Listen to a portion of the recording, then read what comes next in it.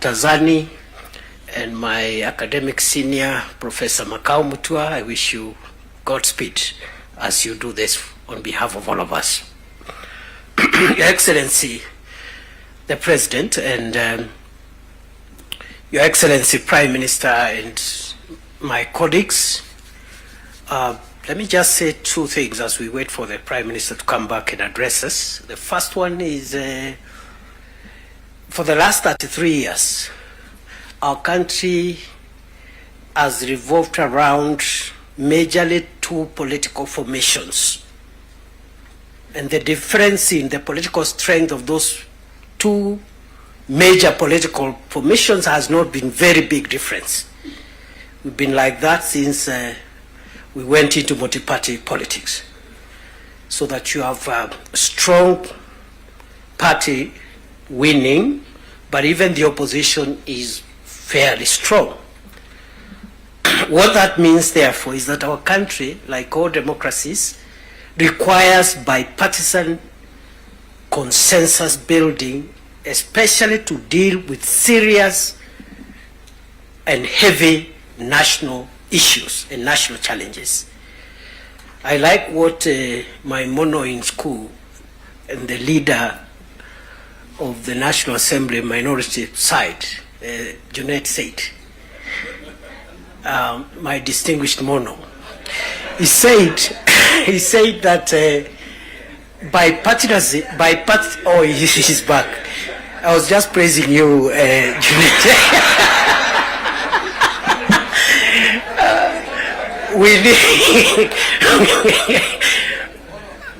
We need bipartisan efforts to heavily lift the serious national issues. You've seen them in the 10-point agenda. The fight against corruption, the fight against ethnic bias, the fight against all these vices. Without bipartisan efforts, no single side can be able to ever lift these national issues. So let us not underestimate what the leadership of the UDA through President Ruto, the leadership of ODM through His Excellency Raila Odinga has helped us to achieve as a nation.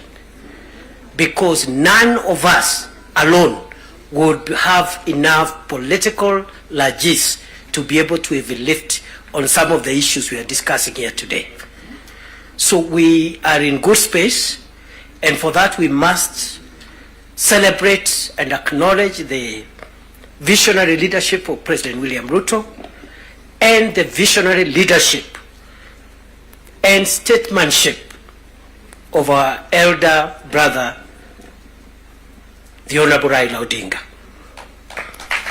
Going forward, those of us who are younger politicians, we should pick lessons from these two leaders, because there's a lot of excitement by many people who are in the political space, and they think leading the country or managing the country's affairs is a small issue.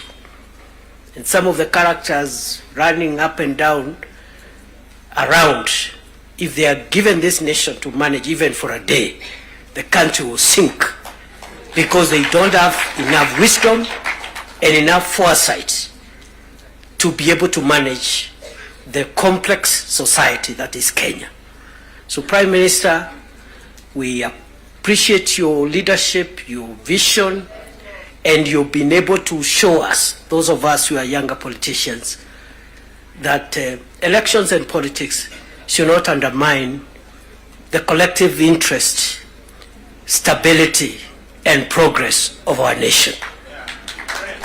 You have helped us understand that individual ambitions to become whatever we want to become should not stand between us and our country's stability, progress, and sustainability. The last point I want to make now that we have reached where we wanted to reach is that again, just to emphasize that I am happy to see again many political parties whose leadership is here, but although the NADCO and the 10-point agenda was introduced by the two largest parties, UDN and ODM, we have other allies who have joined us from both sides. And what this means is that the country is generally and gradually forming the national consensus that we are looking for.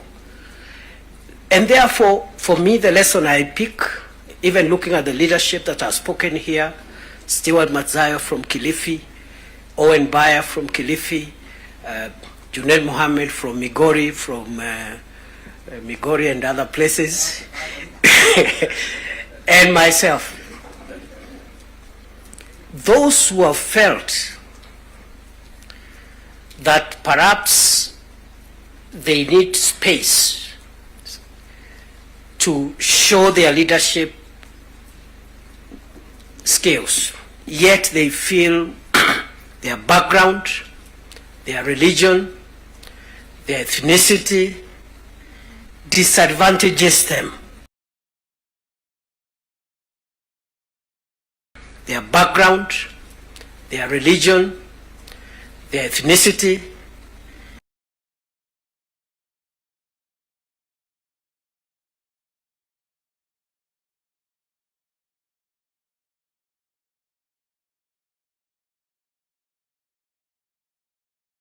disadvantages in a large national party to realize your dream, your potential, and your skills to be tapped than otherwise. And therefore, going forward, as we form coalitions and build our respective parties, let us look towards building national parties as opposed to sectarian parties, because that is where the future of a nation is best assured.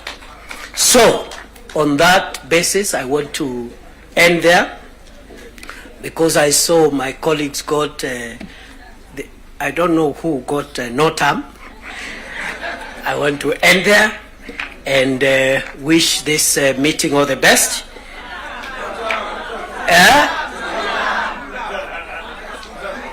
All right. Now, because our leaders are here, after the formal event is over, I'll remain behind, and then we'll also test a few slogans after that. With those many remarks, let me take this opportunity with a lot of respect to request our elder brother, our statesman, the leader of ODM, Your Excellency Raila Odinga, please come and address us. Wapi makofi ya baba jameni? Baba ni fire si fire.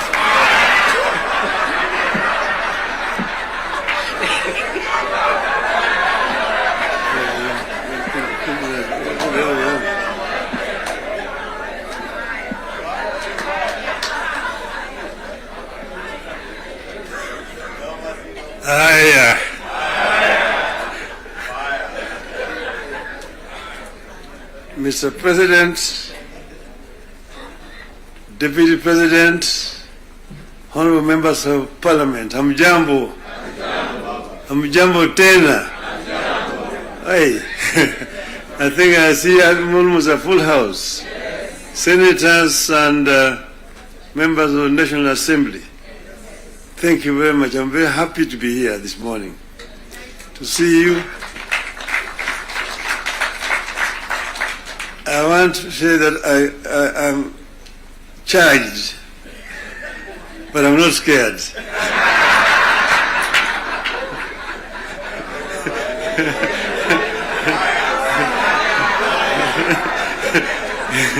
You know, I've been a member of Parliament for this constituency for 20 years.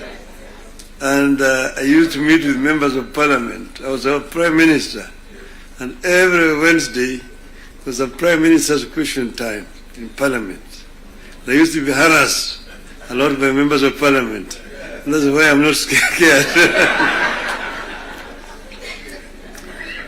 But let me begin to say that none of us thought a day would come when protagonists just a year ago would get together to chart a joint way forward for this country. How did we find ourselves together, and why are we here today? One, in life of a